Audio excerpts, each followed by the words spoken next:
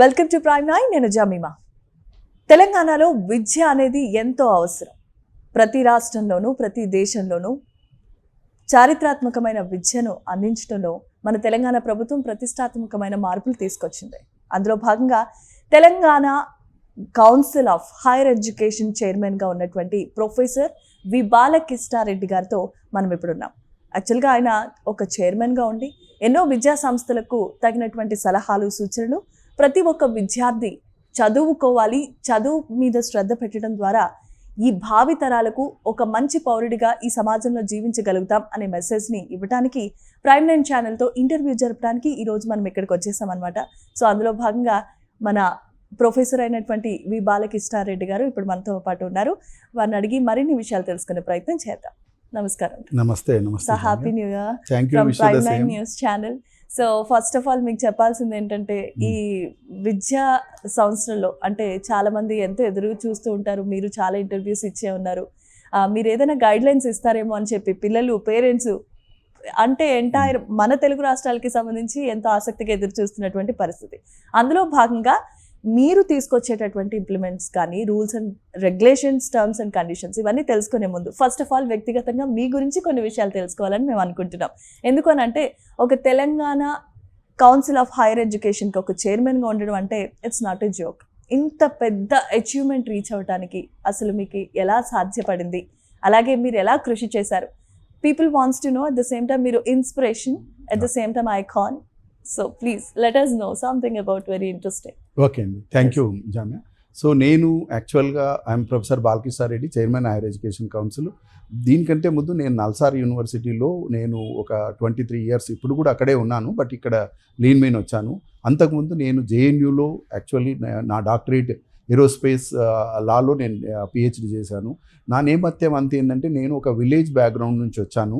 నా చదువు అంతా నేను తెలుగు మీడియము, తర్వాత డిగ్రీ కానీ ఎల్ఎల్బి కానీ ఎల్ఎల్ఎం అంతా ఈవినింగ్ కాలేజ్ చేశాను.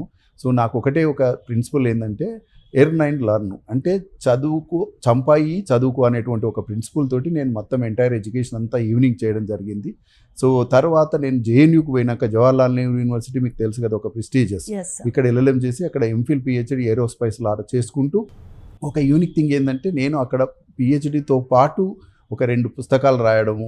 ఈరోజు నేను ఒక గ్రామీణ నేపథ్యం నుంచి వచ్చి మన దేశానికి నేను ఏం చేసినానని మీరు అడిగితే, నేనేంటంటే ఒక స్పేస్ చట్టము రూపొందించడంలో నా పాత్ర ఉంది. ఈరోజు అది మీరు గూగుల్లో కొట్టినా ఉంటుంది. అదేంటంటే స్పేస్ యాక్టివిటీస్ బిల్ 2017 అనేటువంటి ఆ బిల్లు పార్లమెంట్లో పెండింగ్ ఉంది. అయితే నేను గత 3.5 శతాబ్దాలుగా నేనేం చేశానంటే, స్పేస్ చట్టం కావాలి, ఇండియా చక్కగా స్పేస్ టెక్నాలజీలో ఇండియా ఈజ్ డూయింగ్ వండర్స్ అండి.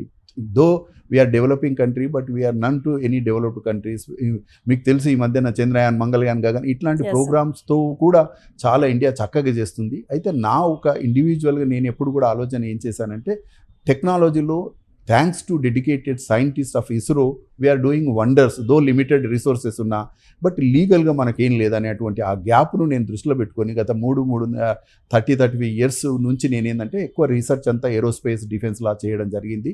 కేవలం నా పిహెచ్డీ కాదు, నేను నల్సార్కి వచ్చి ఇన్నోవేటివ్ కోర్సెస్, ఇప్పుడు ఈరోజు NEP 2020 మల్టీ డిసిప్లినరీ అని చెప్తుంది కదా, నేను గత 1.5 decade నుంచి మల్టీ డిసిప్లినరీ అంటే ఏంది అని అడగొచ్చు మీరు. అంటే ఏవియేషన్ కోర్స్ ఉందనుకో, aviation technology, aviation law, aviation management, maritime technology, maritime law, maritime management అని ఇట్లా ఏరోస్పేస్ అన్నీ అది చేసి దాదాపు ఈరోజు మీ ప్రౌడ్గా నేను చెప్పేది ఏంటంటే 4,000 నుంచి 5,000 మంది స్టూడెంట్స్కు నేను ఈ విద్యను ఇంపార్ట్ చేసిన. అందులో సగం మంది ఆల్మోస్ట్ 2,500 మంది air force officer, naval officer, defence officer నా స్టూడెంట్స్ ఉన్నారు. అది నేను వాళ్ళకి చేసినటువంటి అది. So coming back to the thing, నేను ఎప్పుడే ఏమనుకుంటానంటే, సో ఏదో ఒకటి మనం వినూత్నంగా చేయాలి, అది అందరు చేయాలనేటువంటి ఆ దృఢ సంకల్పంతో నేను ఈ ఏరోస్పేస్లా పిహెచ్డి చేయడము, పుస్తకాలు రాయడము, ఈరోజు ఇక్కడ రావడం. అయితే ఇక్కడ రావడం అనేది ఏంటంటే, సరే ఒక లా ప్రొఫెసర్గా ఫస్ట్ టైం నేను ఈ యొక్క కౌన్సిల్ను వచ్చాను. గత 1 year ప్లస్ ఈరోజు 14-15 months చాలా మీకు అందరు చూస్తున్నారు మీడియాలో కూడా. నిన్న మేము గవర్నర్ గారిని కలిసి కూడా మా యొక్క 1 year రిపోర్ట్ ఇవ్వడం, అంతకుముందు మేము సీఎం గారికి కూడా రిపోర్ట్ సబ్మిట్ చేయడం జరిగింది. ఏంటంటే వాళ్ళు నాకు ఒక బాధ్యత అప్పచెప్పారు. నా ఈ యొక్క 1 year ప్లస్లో బాధ్యత ఏం చేశాను అనేటువంటి వాళ్ళు పెద్దలు కాబట్టి వాళ్ళకి నేను రిపోర్ట్స్ ఇవ్వడం జరిగిందనండి. సో చాలా రీఫార్మ్స్తో కూడుకున్నది. Yes sir. సో ఇప్పుడు మరి ముఖ్యంగా చెప్పాలి అని అంటే ఒక చైర్మన్గా ఒక విద్యా సంస్థకి సంబంధించి, ఒక విద్యా రంగానికి సంబంధించి మీరు ఒక చైర్మన్గా బాధ్యతను ఏమంటే సక్రమంగా నిర్వర్తిస్తున్నారు. ఇందులో భాగంగా చాలా రకాలైనటువంటి ఆటుపోట్లు ఎదురవుతూ ఉంటాయి, చాలా టాస్క్లు, టఫెస్ట్ టైమింగ్స్ కూడా మీరు ట్రావెల్ చేసిన సందర్భాలు కూడా ఉంటాయి. How you handle? తప్పకుండా. ఒకటి నాకు అడ్వాంటేజ్ ఏంటంటే నేను లా బ్యాక్గ్రౌండ్ నుంచి రావడము, నా యొక్క బ్యాక్గ్రౌండ్ ఏంటంటే ఈరోజు జేఎన్యూ మీకు తెలుసు, జవహర్లాల్ నెహ్రూ యూనివర్సిటీలో నేను ఒక ఆల్మోస్ట్ 9 years నేను ఎంఫిల్ పిహెచ్డి చేసిన ఆ నాలెడ్జ్ నాకు ఈరోజు ఉంది. సెకండ్ ఏంటంటే నల్సార్, ఈరోజు 1700 లా కాలేజ్, లా యూనివర్సిటీస్ ఉంటాయి. నల్సార్ కమ్స్ సెకండ్, థర్డ్ అట్లాంటి యూనివర్సిటీలో నేను ఒక పార్ట్గా ఉండడం. ఈరోజు నేను జామియా మీకు ప్రౌడ్గా చెప్పేది ఏంటంటే ఈరోజు what ever NALSAR I'm part of that. Last 23 years నేను ఒక రిజిస్ట్రార్గా 9 years పనిచేయడం జరిగింది, వీసీకి కూడా చేయడం జరిగింది. అంటే నేను చెప్పేది ఏంటంటే మంచి సంస్థలతో పనిచేయడం, అక్కడ నేర్చుకున్నటువంటిది ఈరోజు నాకు కాన్ఫిడెంట్గా నేను ఈరోజు ఎన్నో రిఫార్మ్స్ చేస్తూ ఉన్నాను. సో లాస్ట్ 1 year నుంచి కూడా because of my background I'm thankful to Jawaharlal Nehru university and also NALSAR university which taught me lot of things. Today confidently I can handle any issue. That's what my very talkative too. Not only sir, యాక్చువల్గా మీకు చెప్పాలనంటే ఈ మధ్య కాలంలో Telangana CM Revanth Reddy గారు కంఠాపదంగా ఒక మాట అయితే చెప్తూ ఉన్నారు, ఖచ్చితంగా మీరు ఇంగ్లీష్ నేర్చుకోండి, ప్రతి ఒక్క బాలుడు విద్యార్థిని కూడా ఇంగ్లీష్ మీద ఫోకస్ పెట్టండి, ఎందుకంటే అది గ్లోబల్ లాంగ్వేజ్. అలాగే ఇప్పుడున్నటువంటి పోటీ ప్రపంచంతో పాటు మీరు ముందుకు వెళ్ళాలంటే ఇంగ్లీష్ యొక్క ప్రాధాన్యత చాలా అవసరం అంటూ ఒకటే మాటని గంటాపదంగా చెప్తూ ఉన్నారు. అలాగే ఇందాక మిమ్మల్ని అడిగినప్పుడు కూడా మీరు చెప్పిన వ్యాలిడ్ పాయింట్ ఏంటంటే నేను జస్ట్ ఒక గ్రామీణ నేపథ్యంలో నుండి వచ్చిన వాడిని అని మీరు చెప్తూ ఉన్నారు. సో ఎలా sir, how it is possible to learn? చక్కని క్వశ్చన్ అడిగారు. ఒకటి, సీఎం రేవంత్ రెడ్డి గారు కూడా విద్యాశాఖ మంత్రి కాబట్టి మేము వారితో తరచుగా కలుసుకుంటుంటాము. ఆయన ఒకటే చెప్తాడు ఏంటంటే మనకు సబ్జెక్ట్ ఉంది కానీ కమ్యూనికేషన్ స్కిల్స్ లేవు, కాబట్టి మన స్టూడెంట్స్ కమ్యూనికేషన్ స్కిల్స్ నేర్చుకోనంత వరకు మనకు ఇబ్బంది అవుతుంది అనేటువంటి దృక్పథంతో నాకేందంటే మేము ఎప్పుడు మీటింగ్లు అయినా కానీ విద్యా వ్యవస్థలో మార్పులు తీసుకురావాలనేటువంటి వారి యొక్క ఆదేశాల అనుగుణంగా మేము ఎన్నో కార్యక్రమాలు చేపట్టాము. ముఖ్యంగా ఈరోజు విద్యా వ్యవస్థ ఒక ప్రొఫెసర్గా నేను ఎక్కడ పోయినా ఫ్రాంక్గా మాట్లాడతాము. విద్యా వ్యవస్థ గత 10-12 సంవత్సరాల నుంచి చాలా ఛాలెంజెస్ ఉన్నాయి. ముఖ్యంగా నేను since I'm representing higher education around 18 lakh students, more than 1 lakh faculty members and 20+ universities I represent. That's why I always talk frankly. ఈరోజు విద్యా వ్యవస్థలో చాలా ఛాలెంజెస్ ఉన్నాయండి. ఏంటంటే రిక్రూట్మెంట్ లేకపోవడము, తర్వాత ఇన్ఫ్రాస్ట్రక్చర్ లేకపోవడము. ఇంకో మెయిన్ ప్రాబ్లం ఎక్కడొచ్చిందంటే మనకు స్టూడెంట్స్ కూడా సీరియస్గా తీసుకోవట్లేదు విద్యా వ్యవస్థ, తర్వాత టీచర్స్ చెప్పట్లేదు. ఇది కొన్ని వాస్తవాలు ఉన్నాయి. అయితే వీటికి మూల కారణం ఏంటంటే మేము గత 1 year ప్లస్ చేసింది ఏంటంటే అసలు విద్యా వ్యవస్థలో మార్పు తీసుకురావాలంటే ఎక్కడి నుంచి మొదలు పెట్టాలి. Yes, definitely it's a vicious circle లాగా ఉంది, బట్ ఎక్కడో దాన్ని ఛేదించాలనేటువంటి ఉద్దేశంతో మేము కూడా మేధోమదనం చేసి గత 7-8 months నుంచి ఏం చేసామంటే చక్కని విద్యను అందియాలి. ఇప్పుడు మా సీఎం గారు చెప్పేది అదే, మేము కూడా చేసేది ఏంది, చక్కని విద్య అంటే ఏంటంటే అప్డేటెడ్ సిలబస్ ఉండాలి. ఈరోజు ఒకటి జామ్యా, మనం పోటీ ప్రపంచంలో ఉన్నాము. వాస్తవం ఏంటంటే మన పోటీ ప్రపంచంతో పోటీ, ఎవరో మన పక్కనున్న విద్యార్థి కాదు. కాబట్టి పోటీ ప్రపంచంలో మనగలగాలంటే ఏంటంటే మనకు నాలెడ్జ్ ఉండాలి. ఈరోజు నాలెడ్జ్ లేకుండా there is no short cuts, we have to work. ఒక్కసారి మనం నాలెడ్జ్ ఉందంటే ప్రపంచంలో మనకు అవకాశాలు అనేది అపారంగా ఉంటాయి.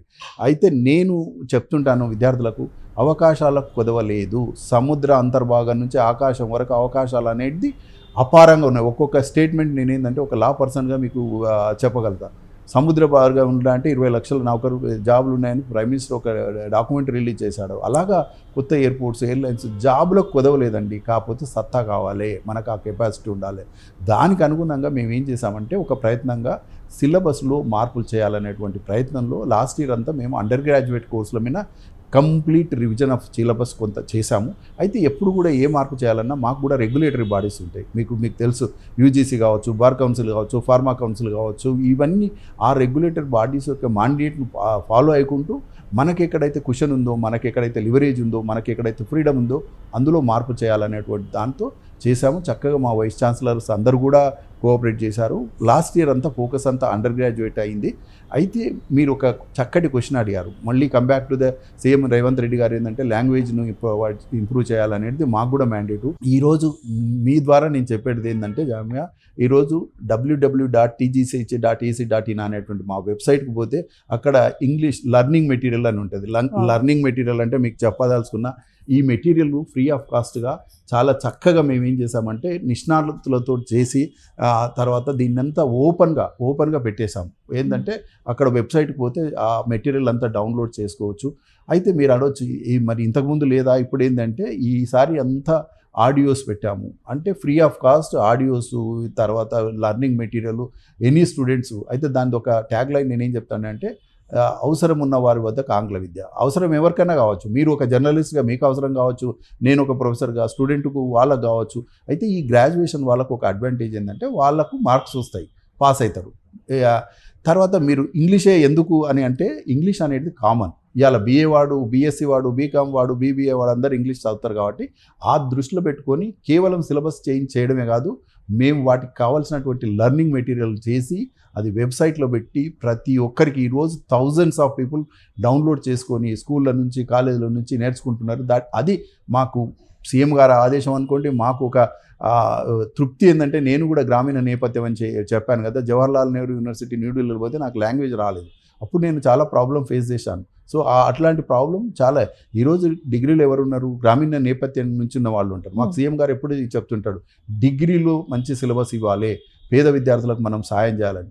ఆ రకంగానే ఈ యొక్క ప్రయత్నాలు చేయడం జరిగింది. అందులో ఇంగ్లీష్ మీద ఫోకస్ చేయడం జరిగింది చక్కగా నాకు. అయితే ఇది ఒక సెమిస్టరే అయిపోయింది. ఇప్పుడు మళ్ళీ సెమిస్టర్లో మళ్ళీ కొంత ముందుకు పోతున్నాం. అట్లా 4 సెమిస్టర్లో 2 ఇయర్స్లో ఇంగ్లీషు అంటే భయం పోయేటువంటి ప్రయత్నం మేము చేస్తున్నామండి. ఎందుకనంటే you already passing through that situation. I myself underwent that troublesome period in Jawaharlal Nehru University. But ఇప్పుడు చాలా ఫ్లూయెంట్ గా మాట్లాడేస్తారు. You can handle. అనార్గలంగా ఒక గంట సేపు స్పీచ్ ఇవ్వమని ఇవ్వగలిగే అంత సత్తా మీకు ఇప్పుడు లేదు. I don't agree with you. మనం అందరం ఏంటంటే ఎప్పుడు కూడా టీచర్స్ కానీ నేను ఒకటే మెసేజ్ చేస్తుంటాం, మా టీచర్స్ కూడా చూస్తుంటారు. ఈరోజు మనం పోటీ ప్రపంచంలో ఉన్నాం. ఈరోజు ఒక మంత్ర ఏంటంటే perform or perish, update or outdate. You as a journalist, if you are not updated, you are outdated. Nobody will. అట్లా ప్రతి ఒక్క ఫీల్డ్, నేను ఒక టీచర్గా, మీరు ఒక జర్నలిస్ట్గా, ఒక స్టూడెంట్గా, ఒక కంట్రీగా, కాబట్టి ఈ రకంగా మనం ఏంటంటే అప్డేషన్ అనేది ఏ ఫీల్డ్లో ఉన్నా కానీ అవసరము. ఈరోజు ఇంకొకటి ఏంటంటే ముఖ్యంగా టెక్నాలజీ చాలా ఇన్ఫ్లుయెన్స్ చేస్తుంది. ఇప్పుడు విద్యా వ్యవస్థ అని మీరు అడిగారు కదా, విద్యా వ్యవస్థలో టెక్నాలజీ యొక్క పాత్ర చాలా పెరిగిపోయింది. ఇవాళ అన్ని టెక్నాలజీస్ యాక్చువల్గా AI of course predominant next 5-10 years మొత్తం మన ఏ కార్యక్రమం చేసినా ఏఐతో ముందు ఉంటుంది. నేను ఎప్పుడు చెప్తుంటా, అగ్రికల్చర్ నుంచి ఆకాశం వరకు నీవు ఏ ఫీల్డ్ తీసుకున్నా కానీ ఏఐ ముడిపడి ఉంది. సో కాబట్టి టెక్నాలజీ అనుసంధానం చేయాలటువంటి ఒక మ్యాండేట్ మాకు యూజీసీ నుంచి వచ్చింది. దానికి అనుగుణంగానే మేము ఏం చేసామంటే ఈ యొక్క సిలబస్లో కూడా 20% ఆఫ్ ద సిలబస్ ఏం చేసామంటే టెక్నాలజీ పేపర్స్ పెట్టాము. గ్రాడ్యుయేషన్లో BA కానీ BCom స్టూడెంట్ ఎవరైనా కానీ ఈరోజు టెక్నాలజీ చదువుతున్నారు. అది ఆర్టిఫిషియల్ ఇంటెలిజెన్స్ కావచ్చు, పేపర్ ఆన్ సైబర్ టెక్నాలజీ కావచ్చు, ఇట్లాంటి టెక్నాలజీ కూడా నేర్చుకుంటే ఏంటంటే వాళ్ళకు జాబులు వచ్చే అవకాశాలు ఎక్కువ ఉంటాయి. తప్పకుండా ఇది పార్ట్ ఆఫ్ అవర్ సిస్టమ్ అని సిలబస్. ఈ మధ్యకాలంలో అన్ని ఎంట్రన్స్ తేదీలు అయితే ఖరారు చేస్తారు. అవును.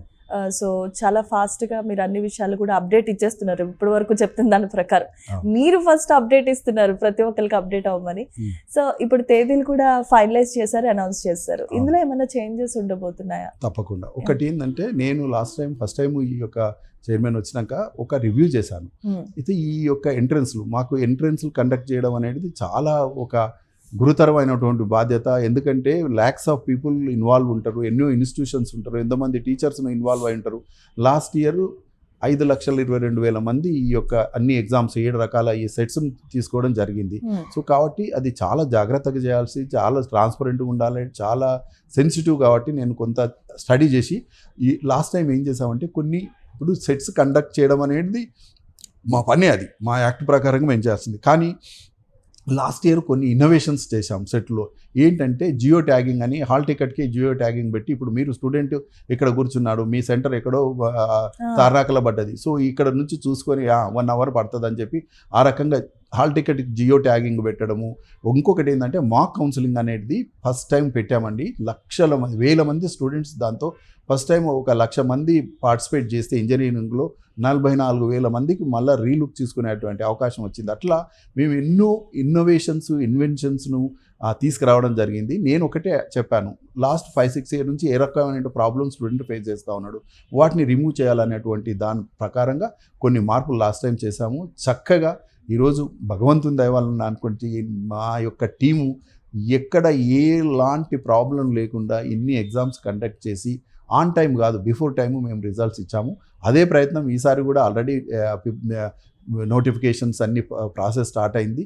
మేలో అన్ని ఎగ్జామ్స్ కండక్ట్ చేయబోతున్నాం అంటే చేసి చక్కగా రిజల్ట్ ఇవ్వాలి. అయితే ఇందులో చిన్న ప్రాబ్లం ఏముంటుందంటే ఒక్కొక్కసారి నేషనల్ టెస్టులు కూడా మనం కండక్ట్ చేసి రిజల్ట్స్ ఇస్తాము. ఇప్పుడు ఒక్కొక్కసారి నీట్ కానీ ఇట్లాంటివి కొన్నిటివి కొంత ఇష్యూస్ ఉంటాయి. కానీ బట్ మన తరఫు నుంచి స్టేట్ హైయర్ ఎడ్యుకేషన్ కౌన్సిల్గా స్టేట్లో ఉండే ఎగ్జామ్స్ అయితే చక్కగా కండక్ట్ చేసి ఆన్ టైంలో ఇవ్వాలనేది మీ యొక్క మంచి ఆలోచన, ఉద్దేశం కూడా. ఎస్, ఈ జియో ట్యాగ్ అనే కాన్సెప్ట్ మాత్రం చాలా వండర్ఫుల్గా ఉంది. ఎందుకంటే చాలా మంది కష్టపడి చదువుతారు, కరెక్ట్గా ఎగ్జామ్ హాల్ ఒక్కొక్కసారి కన్ఫ్యూజ్ అవుతూ ఉంటారు, బయటే ఉంచేస్తారు.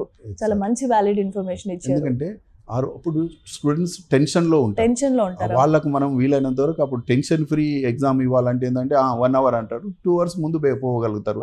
సో అట్లా మేము అది చేసాము. మా కౌన్సిలింగ్ తర్వాత SOPC అన్ని చేయడం జరిగింది. Okay sir.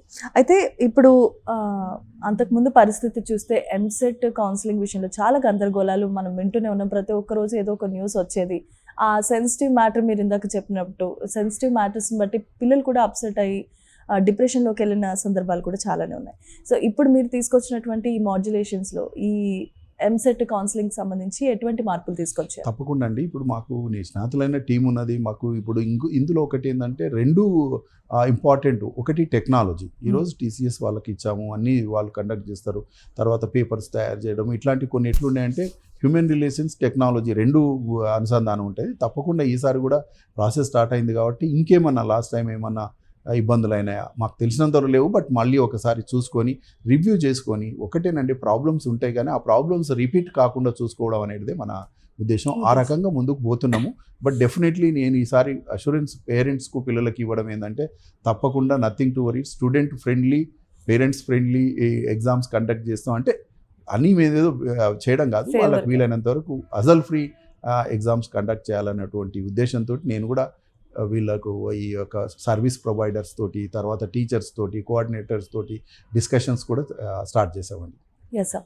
అయితే ఈ మధ్యకాలంలో మనం engineering online B category counselling గురించి చాలా గవర్నమెంట్లు చెప్తానే వచ్చినాయి. చాలామంది విద్యార్థి సంఘాలు, విద్యార్థి నాయకులు కూడా వినతి పత్రాలు అందజేస్తూనే వచ్చారు. ప్రతి ఒక్క గవర్నమెంట్ చెప్పేది ఇదే, దట్స్ ఫర్ వెరీ షూర్ అయిపోతుంది అని. బట్ ఈ సంవత్సరంలో for damn sure you can do. తప్పకుండా అండి. పోయినసారి కూడా ఇది కొంత ప్రయత్నం చేయడం జరిగింది. అయితే కొంత మెయిన్ కూడా లేట్ అయింది. ఈసారి ఎందుకు నేను కాన్ఫిడెంట్గా చెప్తున్నాను B కేటగిరీ అంటే, మా సీఎం గారే ఆల్రెడీ ఆయన ఓపెన్ స్టేట్మెంట్ ఇచ్చాడు. ఈసారి విద్యా వ్యవస్థలో, ముఖ్యంగా ఇంజనీరింగ్ వ్యవస్థలో కొన్ని లోపాలు ఉన్నాయి. ముఖ్యంగా ఈ B కేటగిరీ అనేది ఏంటంటే ఒక 10% of the institutions are getting benefit, 90% ఏమవుతుంది, సఫర్ అవుతుంది. ఈ యొక్క 10% తోటి ఏంటంటే ఇంజనీరింగ్ విద్య అంటే ఈరోజు అమ్ముకునేటువంటి సీట్లు అమ్ముకునేది 10 లక్షలు 20 లక్షలు అనేటువంటి అపోహలు కూడా ఉన్నాయి. అది కొంత మాకు కాంప్లైంట్ కూడా వస్తుంటాయి. కాబట్టి మాకు కొంత గవర్నమెంట్ నుంచి వచ్చినటువంటి ఆదేశాలు ఏంటంటే దీని మీద వర్క్ చేయమని చెప్పడము, మేము కొంత దాని మీద వర్క్ చేస్తున్నామండి. డెఫినెట్లీ, ఎందుకంటే ప్రతిదీ ట్రాన్స్పరెంట్గా ఉండాలి, స్టూడెంట్ ఫ్రెండ్లీగా ఉండాలి. స్టూడెంట్ ఇప్పుడు ఎప్పుడు కూడా ఏ విద్యా వ్యవస్థలో ఏముండాలంటే మెరిట్ రికగ్నైజ్ కావాలి, తర్వాత ఎట్ ద సేమ్ టైం స్టూడెంట్స్కు ఇబ్బంది కలగకూడదు. కాబట్టి ఆ ప్రయత్నంలో ఈ యొక్క B కేటగిరీ సీట్లను కూడా ఆన్లైన్ చేసే ప్రయత్నంలో మేము స్టడీ చేస్తున్నామండి. అది తప్పకుండా హోప్ఫుల్లీ, బట్ మా వంతుగా మేము ప్రయత్నం చేస్తాం. అల్టిమేట్లీ ఇది గవర్నమెంట్ డిసిషన్ కాబట్టి వాళ్ళకి రిపోర్ట్ సబ్మిట్ చేసే బాధ్యత మాది. So you're taking a responsibility, also working on it. Yes, already process started. Okay. So government యూనివర్సిటీలో ఇప్పుడు కొత్తగా ప్రారంభమైన యంగ్ ఇండియా స్కిల్ యూనివర్సిటీస్లో భాగంగా చాలా రకాలైనటువంటి మార్పులు వచ్చాయి. సో అందులో మీరు ఏమైనా చేపట్టాల్సిన అంశాలు ఉన్నాయి, చేస్తున్నారా దాని మీద? ఇప్పుడు యంగ్ ఇండియా స్కిల్ యూనివర్సిటీ అనేది స్కిల్కి సంబంధించి మన ముఖ్యమంత్రి గారు కూడా ఇప్పుడు చెప్తా ఉంటారు కదా, ప్రతి ఒక్కరికి స్కిల్ ఇంపార్ట్ చేయాలనేది. అది యంగ్ ఇండియా ఒక పార్టు. ఇప్పుడు నేను ఒక చైర్మన్గా నేను కానీ సీఎం గారు నేనేమంటానంటే ప్రతి ఒక్క స్టూడెంట్కు స్కిల్ ఇవ్వాలి. సో ఆ ప్రయత్నంలో అన్ని వ్యవస్థల్లో మార్పులు జరుగుతుంది. ఆ skill young India skill university అంటే ముఖ్యంగా టెక్నాలజీ తోటి అనుసంధానమై ఇప్పుడు వస్తున్న మార్పులను దృష్టి తీసుకొచ్చి వాళ్ళు ముఖ్యంగా అది ఒక కొత్త కాన్సెప్టు. అది పబ్లిక్ ప్రైవేట్ పార్ట్నర్షిప్ తోటి ముందుకు వస్తుంది. ముఖ్యంగా మీకు తెలుసుగా ఆనంద్ మహేంద్ర లాంటి వాళ్ళ నిష్ణాతులు దానిలో చైర్మన్గా, తర్వాత వైస్ ఛాన్సలర్గా. ఆ సెటప్ డిఫరెంట్గా ఉంది. ఇప్పుడు ప్రాసెస్ లాస్ట్ ఇయర్ నుంచి అడ్మిషన్స్ కొన్ని కోర్సులు స్టార్ట్ చేశారు, ఈసారి ఇంకా ఎక్కువ కోర్సులు. సో మొత్తానికి ఏంటంటే తెలంగాణను స్కిల్ హబ్గా తయారు చేయాలంటే ఏంటంటే అందరి ప్రయత్నం ఉండాలి. యంగ్ ఇండియా స్కిల్ యూనివర్సిటీ ఉండాలి, గ్రాడ్యుయేటింగ్ స్టూడెంట్స్ ఉండాలా, ఇంజనీరింగ్ స్టూడెంట్స్ ఉండాలి. ఆ ప్రయత్నంలో ప్రతి ఒక్కరూ కాంట్రిబ్యూట్ చేయాలనేటువంటి మా సీఎం ఆదేశాలు అనుకోండి, మా యొక్క అది. సో డెఫినెట్లీ ఈరోజు నేను ఇంకొకటి చెప్పదలుచుకున్నాను జామ్యా, మీకు ఏంటంటే మనం ఒక భారతదేశానికి ఒక విశిష్టమైనటువంటి గుర్తింపు ఉంది. ఏంటంటే ప్రపంచంలోనే ఇది యంగ్ కంట్రీ అంటారు, అంటే youth nation of the world, youngest country in the world అని. ఎందుకంటే 50% of the population is 25 years age అండి. 600 million పాపులేషన్ ఈరోజు యంగ్ పీపుల్ 25 years ఏజ్ ఉన్నారు. వాళ్ళకి ఏం కావాలి? యువత ఉంది. కాబట్టి యువతకి ఏం కావాలంటే మంచి చక్కని విద్యను ఇవ్వాలి, ఆ స్కిల్స్ని ఇంపార్ట్ చేయాలి. ఆ స్కిల్స్ ఎలా ఉండాలంటే ప్రపంచంతో పోటీపడి. ఈరోజు చాలా కంట్రీస్ ఏంటంటే ఏజింగ్ పాపులేషన్ ఉన్నాయి, జపాన్ కానీ చైనా కానీ. వాళ్ళు ఏంటంటే భారతదేశం వైపు వాళ్ళు చూస్తుంటారు. నేను ఎప్పుడు చెప్తుంటాను, whole world is ఐయింగ్ on India, looking towards India. కాబట్టి ఇండియా ఈరోజు ఏం చేయాలంటే నేను ఒక టీచర్గా, ఒక ప్రొఫెసర్గా నా అప్పీల్ కూడా మనం ఏవి వేరే చేయాల్సిన అవసరం లేదండి. చక్కని విద్యను, ఎడ్యుకేషన్ అండ్ హెల్త్ మీద ఫోకస్ చేస్తే మనం నిజానికి కూడా ప్రపంచంలో మనం మంచి మెసేజ్ ఇచ్చిన వాళ్ళు అవుతాం. మన యొక్క స్టూడెంట్స్ని ఎక్కడికైనా పంపగలిగేటువంటి నిష్ణాతన ఆ యొక్క స్కిల్స్ను మనం పెంచాలనేది అండి మా ఉద్దేశం. సో యంగ్ ఇండియా స్కిల్కి సంబంధించి కూడా మీరు ఆల్రెడీ డెఫినెట్లీ అయితే అదొక పార్ట్. మేమేందంటే ఓవరాల్గా ఈరోజు 20+ యూనివర్సిటీస్ ఉన్నాయి. ఒక్కొక్క యూనివర్సిటీ ఒక్కొక్క దాని మీద ఫోకస్ చేస్తుంది ఓవరాల్గా కూడా. బట్ అల్టిమేట్లీ ఏది ఉన్నా, ఇవాళ డాక్టర్ ఉన్నాడు, స్కిల్ నేర్చుకోవాలి, ఏ టెక్నాలజీతో అనుసంధానంగా, ఇంజనీరు, అట్లా ఈ యొక్క అన్ని ప్రొఫెషన్స్ ఏంటంటే స్కిల్కు టెక్నాలజీకి అప్డేషన్ అనుసంధానం ఉండాలి. కాబట్టి ఈ skill India is going to guide lot of skill students అండి. సో మీరు వచ్చాక, ఎస్పెషల్లీ ఈ విద్యారంగంలో మీరు వచ్చాక ఏదైతే కొన్ని మార్పులు చేర్పులు తీసుకొచ్చారో దాంట్లో ట్రెడిషనల్ కోర్సెస్ అయిన బీఎస్సీ, బీకామ్, బీఏ, అలాగే ప్రొఫెషనల్ కోర్సెస్ అయిన బీటెక్, బీబీఏ, ఇందులో కూడా సిలబస్ విషయంలో చాలా మార్పులు తీసుకొచ్చారు. ఇప్పుడున్నటువంటి మీ ఎడ్యుకేషన్ క్లాస్ ప్రకారం ఎటువంటి డిసిప్లినరీ యాక్షన్స్ తీసుకోకపోతున్నారు? అలాగే దీంట్లో రాబోయే మార్పులు ఏంటి, అంటే ఎడ్యుకేషన్ పాలసీ ఏంటి? అదే ఎడ్యుకేషన్ పాలసీ ఇప్పుడు మనకు నేషనల్ కూడా ఎడ్యుకేషన్ పాలసీ ఉంది, NEP 2020 అని. అయితే మనం ఎప్పుడు మన సీఎం గారు ఒక స్టెప్ ముందు ఆలోచన చేస్తాడు. ఇప్పుడు మీరు చూడండి, అక్కడ ప్రైమ్ మినిస్టర్ గారు వికసిత్ భారత్ 2047 అని, అమృత్ కాల్ అని చెప్తుంటాడు. మన సీఎం గారు కూడా తెలంగాణ రైజింగ్ అని పెద్ద కాన్ఫరెన్స్ పెట్టడం, అందులో అన్ని ఇండస్ట్రీ అన్ని యొక్క డిపార్ట్మెంట్స్ను చేసేసినాం. అందులో ఫస్ట్ టైం ఎడ్యుకేషన్ కూడా ఒక మంచి రోల్ తీసుకొని స్టాల్స్ పెట్టడం, ఎడ్యుకేషన్ యొక్క ఇంపార్టెన్స్ను చెప్పడం జరిగింది. సో మేము అనేది ఏంటంటే తప్పకుండా ఈ యొక్క ఏది బెస్ట్ పాలసీ ఇవాళ మాకు ఒక క్రిటికల్ క్వశ్చన్ వస్తుంటుంది, మీరు NEP ఇంప్లిమెంట్ చేస్తున్నారా అని. NEP కాదు, సీఎం గారు ఏమంటాడంటే ఎక్కడ బెస్ట్ ప్రాక్టీసెస్ ఉంటే అక్కడ మనం తెలంగాణ అలవర్చుకోవాలి, తెచ్చుకోవాలంటారు. కాబట్టి మేము ఎప్పుడు చెప్తుంటాం NEP ప్లస్ బెస్ట్ ప్రాక్టీసెస్ NEPలు ఉండొచ్చు, వేరే ప్రపంచం అవతల కూడా ఉండొచ్చు. సో అట్లాంటివి తీసుకొచ్చే ప్రయత్నంలో తెలంగాణ ఎడ్యుకేషన్ పాలసీ అనేది ఒకటి రాబోతుందండి. అందులో నిష్ణాతులందరినీ ఇన్వాల్వ్ చేస్తున్నాం, మేమందరం కూడా పార్ట్ ఆఫ్ దట్. సో ఆ యొక్క ఎడ్యుకేషన్ పాలసీ ఇంకో 1 monthలో రాబోతుంది. గౌరవ కేశవరావు గారు దానికి ఆయన కమిటీ చైర్మన్, మేమందరం సభ్యులము. సో అందులో మేము ఒకసారి అన్నీ డిస్కస్ చేస్తాం, ఇట్లా ఏ పాలసీ ఉంటే ఎలా ఉంటుంది, తెలంగాణకి ఏది బెనిఫిట్. అల్టిమేట్లీ ఇక్కడ ఏంటంటే స్టూడెంట్స్ సెంట్రిక్ కోర్సెస్ ఉండాలంటాడు ఎప్పుడు సీఎం గారు. కాబట్టి ఆ ప్రయత్నంలో వాళ్ళకి ఏమిస్తే ఇంకోటి next 5 years 10 years futuristic education అంటారండి. సో అలాంటి దాంట్లో భాగంగా వీలైనంత వరకు కొత్త కోర్సులను తీసుకొచ్చి ఆ కోర్సులను అల్టిమేట్లీ అబ్జెక్ట్ ఏంటంటే ఎంప్లాయబిలిటీ కావచ్చు, దేర్ ఓన్ స్టాండ్. కేవలం ఎంప్లాయబిలిటీ అంటే గవర్నమెంట్ జాబ్లో లేకుంటే జాబ్లే కాదు. ఈరోజు ఇంకొక ఇంపార్టెంట్ ఆస్పెక్ట్స్ మీద మేము ఫోకస్ చేస్తున్నామండి. ఏంటంటే స్కిల్లింగ్ అన్నారు కదా మీరు, ఓన్ ఇవాళ వాళ్ళ ఇప్పుడు మనకి ఎన్నో స్కీమ్స్ ఉన్నాయి. ఇప్పుడు ఎట్లా అంటే make in India, made India, digital ఇట్లాంటివి మనకు ఐడియాస్ ఉంటే మనం ఏంటంటే స్టార్టప్స్, ఈరోజు ఇండియా 3rd ప్లేస్కి వచ్చిందండి స్టార్టప్స్. సో యువతను ముందుకు తీసుకుపోవాలంటే ఏంటంటే వాళ్ళకి కేవలం జాబే కాదు, ఇప్పుడు మనం అంటాం కదా job taker to job giver, అంటే వాళ్ళే ఒక స్టార్టప్ చేసేసి వాళ్ళే కొన్ని జాబ్లు ఇచ్చే ఆ ప్రయత్నాలు కూడా అక్కడ సెంట్రల్ గవర్నమెంట్ కానీ ఇక్కడ స్టేట్లో కూడా అవుతున్నాయి. కాబట్టి మనం ఎప్పుడు కూడా ఫోకస్ అంతే ఏంటంటే కేవలం ఎంప్లాయ్మెంటే కాదు, ఇలాంటి యొక్క సెల్ఫ్ ఎర్నింగ్ స్కీమ్స్ అనుకోండి, స్టార్టప్స్ అనుకోండి, వాళ్ళ ఓన్ వాటి మీద కూడా ఫోకస్ చేస్తున్నామండి మేము. ఓకే, సో వీటన్నిటిని కూడా సమర్థవంతంగా మీరు పరిశీలిస్తున్నారని చెప్పుకోవచ్చు, రైట్. గత కొన్ని సంవత్సరాలుగా మన తెలంగాణ స్టేట్లో ఎస్పెషలీ చాలా రకాలైనటువంటి యూనివర్సిటీస్ వస్తున్నాయి. దాంట్లో డీమ్డ్ ఉన్నాయి, ప్రైవేట్ ఉన్నాయి. సో ఇంకా రావడానికి మీరు ప్రోత్సాహకం అందిస్తున్నారంటారా? అయితే కొంత ఛాలెంజెస్ ఉన్నాయి. ఇప్పుడు గవర్నమెంట్ సిస్టంలోనేమో యూనివర్సిటీస్కు కొంత ఫండింగ్, కొంత మాకు రిక్రూట్మెంట్లు అది ఇష్యూస్ వస్తున్నాయి. ఇప్పుడు ప్రైవేట్ యూనివర్సిటీస్ డీమ్డ్ అని అయితే మనం ఏంటంటే ప్రైవేట్ కొన్ని మన గవర్నమెంట్ కూడా కొంత వచ్చింది, ఇక్కడ వచ్చినాక కూడా ఈ మధ్యన కూడా వచ్చింది. డీమ్డ్ యూనివర్సిటీస్ మీద కొంత కేసు నడుస్తుంది. సో అవి మేము ఇప్పుడు దాని గురించి ఎక్కువ మేము అంటే ప్రోత్సహించాడు, ఎందుకంటే అది డీమ్డ్ యూనివర్సిటీస్ స్టేటస్ కానీ వాళ్ళకు పర్మిషన్ ఇచ్చేది కొంత కోర్టులో కేసు నడుస్తుంది. కాబట్టి అది పెద్దగా I don't want to comment on that. But private universities విద్యా వ్యవస్థలో అందరు భాగస్వామ్యం కావాలండి. సో అది నేను అనేది. సో యూఆర్ వెల్కమ్ చెప్పడం డెఫినెట్లీ. ఈరోజు ప్రపంచీకరణ అవుతుంది, ఇవాళ గ్లోబలైజేషన్, లిబరలైజేషన్ అని ఇవన్నీ private participation in the every field, education field is no exception. కాకపోతే మన యొక్క కండిషన్స్ను, సొసైటీ యొక్క ఈ రిక్వైర్మెంట్స్ను ఇవి కూడా కొంత చూడాలి. కాబట్టి డెఫినెట్లీ ఇప్పుడు మేము కూడా ఈ యొక్క గవర్నమెంట్ కూడా బయట ఫారిన్ యూనివర్సిటీస్ని ఇన్వైట్ చేస్తుంది. ఈరోజు ఇండియాలో దాదాపు 20 యూనివర్సిటీస్ వచ్చాయి, తెలంగాణ కూడా వెల్కమ్ చేస్తుంది. బట్ క్షుణ్ణంగా పరిచయించాలి. మనం ఏంటంటే వచ్చేటప్పుడు వాళ్ళ ఆబ్జెక్టివ్స్ ఏంది, మరి హౌ మన స్టూడెంట్స్ బెనిఫిట్ అవుతారు, ఇట్లాంటి కొన్ని పాలసీ తర్వాత రెగ్యులేటరీ తర్వాత ఇట్లాంటి ఇష్యూస్ను చేసి ఇన్వైట్ చేస్తే బాగుంటుంది అనేది. Yes, right. మీరు ఒక మంచి ప్రొఫెసర్గా ఉన్నారు, చాలా లక్షల మంది విద్యార్థులను ఇప్పటి వరకు విద్యను అందిస్తూ వచ్చారు, చాలా రకాలైనటువంటి ఇన్నోవేషన్స్ మీరు చేస్తూనే ఉన్నారు. అయితే ఎవరైనా పిల్లల విషయంలో చదువుకి సంబంధించి ఏదన్నా జరిగితే మాత్రం చాలా కఠినంగా వ్యవహరిస్తారు. అది ఎగ్జాంపుల్ కింద ఒక ఎడ్యూటై అనేటటువంటి ఆన్లైన్ గ్రాడ్యుయేషన్ కోర్సెస్కి సంబంధించి కూడా మీరు చాలా తీవ్రతరంగా స్పందించారు, కఠినంగా వ్యవహరించారు.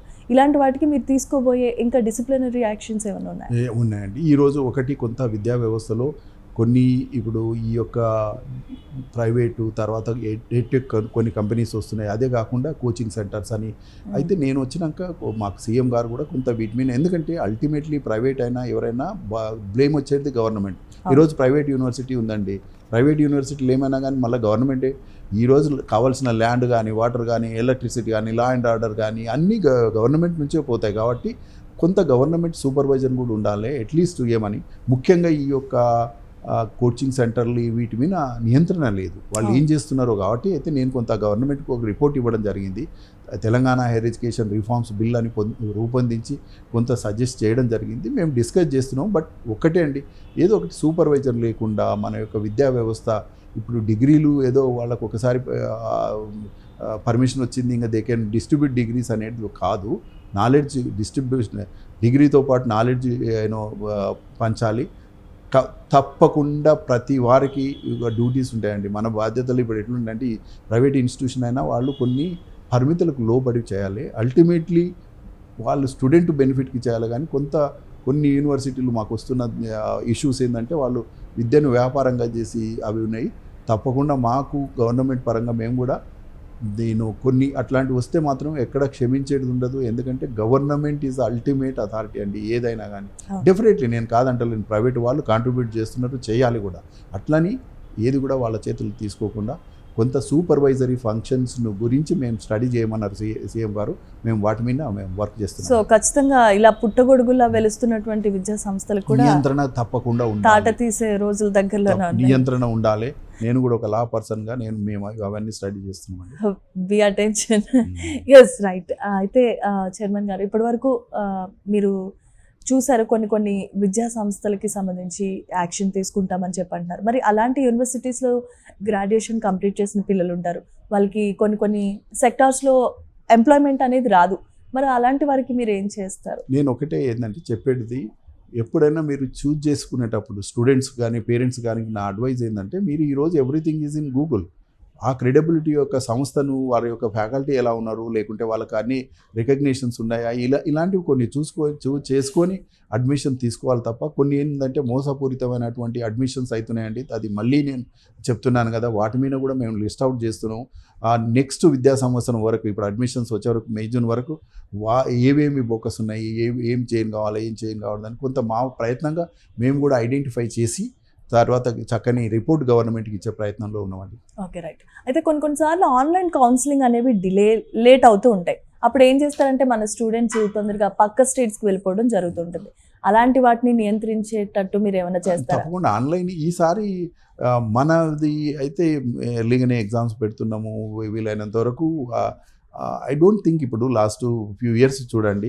అయితే ఒకటి మీరు అనేది చక్కని ఇది, ఎందుకంటే మనం డిలే చేస్తే ఏంటంటే మన విద్యార్థులు బయటకు పోయే అవకాశం ఉంది. కాబట్టి ఈసారి మళ్ళీ మేము కూడా డిస్కస్ చేసి వీలైనంత, మేము లాస్ట్ టైం 1 వీక్లో రిజల్ట్ ఇచ్చామండి.